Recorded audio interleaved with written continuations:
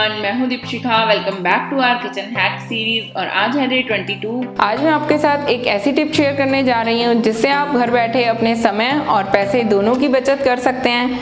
हमारी किचन में ऐसे बहुत सारे टिप्स सॉल्यूशंस होते हैं जिससे कि आप अपना समय पैसा दोनों बचा सकते हैं। तो चलिए आइए शुरू करते हैं। मैं आज आपको एक टिप शेयर करती हूँ। अक्सर ऐसा होता है कि जब हम मिक्सर ग्राइंडर यूज़ करते हैं तो उसके ब्लेड्स जो है वो थोड़े दिन में ही उसकी शार्पनेस जो है वो कम होने लगती है। जनरली हम इसे क्लीन तो कर लेते हैं लेकिन ब्लेड्स जो है वो शार्प नहीं रहते हैं। तो उसके लिए मैं आज आपके साथ एक टिप शेयर कर रही हूँ। इसके लिए आप क्या करें, अपना मिक्सर ग्राइंडर लें, इसे अच्छे से किसी सूखे कपड़े से पोंछ लें, इसे वॉश करके क्लीन करके सूखा कर लें, अच्छे से ड्राई रहे।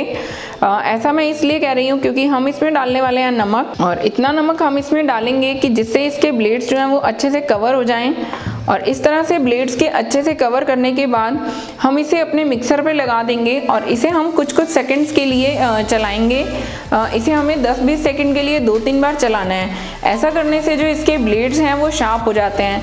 महीने में 1 से 2 बार आप ये टिप जरूर यूज़ करें। आपके मिक्सर ग्राइंडर के ब्लेड्स कभी भी खराब नहीं होंगे, इसकी प्रॉपरली गारंटी है। और इस नमक को आप वापस से अपने किचन में यूज़ कर सकते हैं। दैट्स वाई मैंने बोला था कि आप मिक्सर ग्राइंडर को अच्छे से वॉश करके क्लीन करके लें और ड्राई करके लें, अदरवाइज जो नमक है वो खराब हो जाएगा। और नहीं तो आप जब अपनी बेकिंग करते हैं, अगर आप इसे अपनी किचन में रूटीन खाने में यूज़ नहीं करना चाहते हैं तो हम जब बेकिंग करते हैं तो नीचे नमक का यूज़ करते हैं, तो आप उस नमक की जगह भी इसे यूज़ कर सकते हैं। तो मेरी ये टिप आपको उम्मीद करती हूँ कि पसंद आई होगी। और अगर आपको मेरी ये टिप्स अच्छी लग रही हैं तो मेरी इस किचन टिप की सीरीज़ को लाइक ज़रूर कर दें और प्लेलिस्ट में जाके बाकी की टिप्स भी ज़रूर देखिए और अपने फ्रेंड्स फैमिली के साथ शेयर कीजिए और चैनल को सब्सक्राइब ज़रूर कर दीजिएगा। Thank you for watching guys.